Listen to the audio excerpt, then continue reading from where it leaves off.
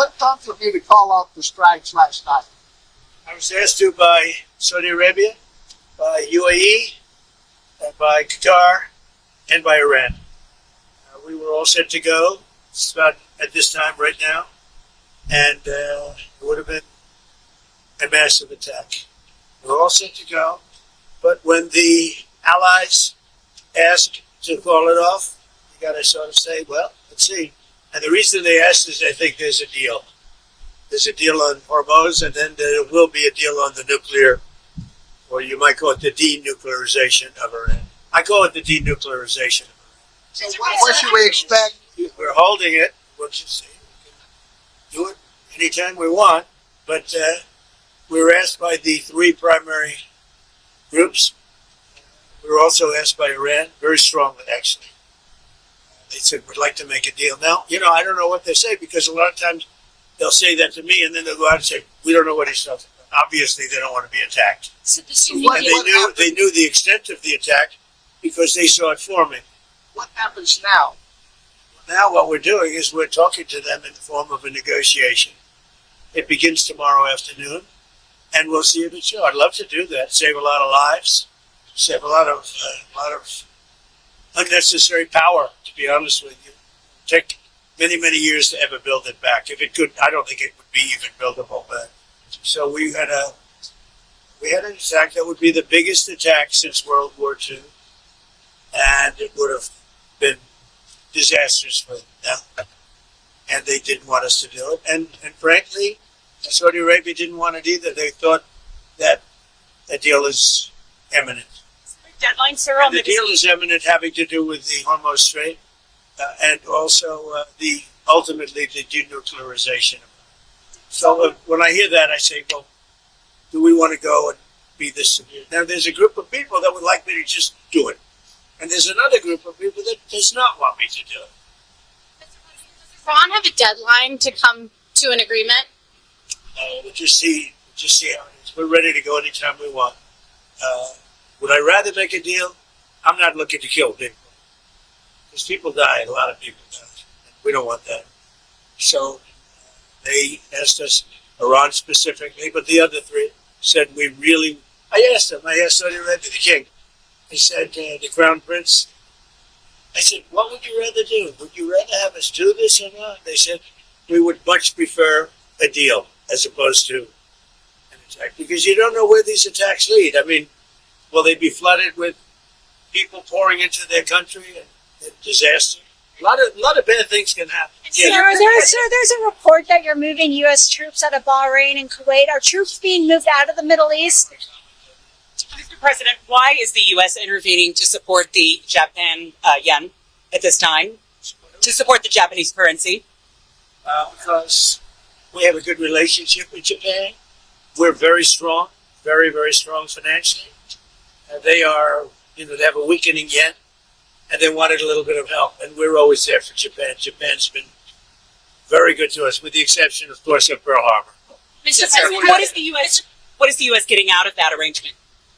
Financial benefit. Financial benefit. It's also good for the world economy. But we make, when we did with Argentina, I got criticized, we made $25 billion on that deal. With Venezuela, we make hundreds of billions of dollars. I make good deals. Intel, I made $75 billion for the country. I didn't make for me, I made for the country. Intel. I backed Intel. It's the hottest stock right now on the New York stock, on the various stock exchanges. So we made about $75 to $80 billion. And Japan wanted to, it was really more than anything else, it was a signal of friendship. You said that the anti-weapon and the dollar is doing great. You said the fact is, our country is doing great. Everybody wants help from our country. You said the anti-weapon. I'm with ABC News. You said the BBC? ABC. Oh, ABC. That's worse. You said the anti-weaponization. BBC better than ABC is. The anti-weaponization fund is back on the table. What are your plans? No, they don't. Look, we have a man named Todd Blanche. He's outstanding in every way. Most of you know who he is. You're not going to find a better person. And everybody, and it's because I backed Cornyn's opponent, and his opponent won in a landslide. That's the only reason it's happening. But I will say there are a lot of people that like. People were hurt so bad. 22 suicides.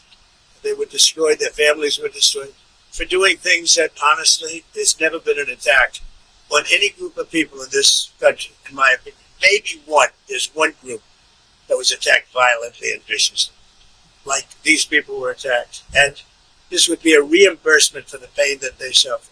A lot of people like it. If they don't approve Todd, I put it back on the table. A lot of people like it. A lot of big supporters of Trump like it. Mr. President, there's been some domestic abuse allegations against Congressman Max Miller. Do you think he should resign? Well, I'm going to look at it. I mean, so far it's accusations. I'll be looking at it.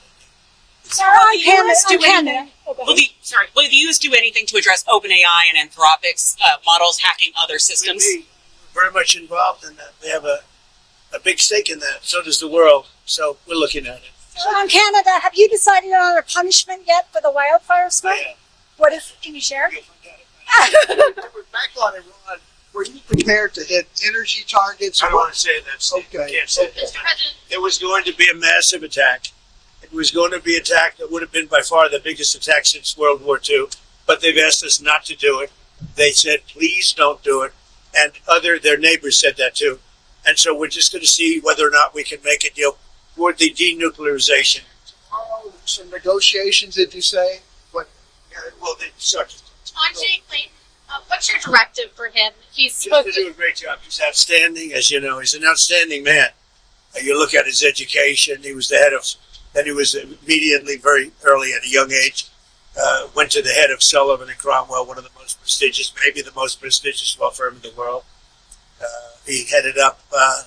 Well, let's see. I mean, look at the companies. Look at what he did. Oh, by the way, and he was a great. For 4 years, he was a great SEC chairman. Do you want him to continue the initiatives that you had Bill Pulte doing? I want him to do what he wants to do. He's an outstanding person. Everybody wanted him, and really, I mean, he's truly outstanding. When would you Nancy Guthrie, the investigation into her disappearance now 6 months long, stalled out.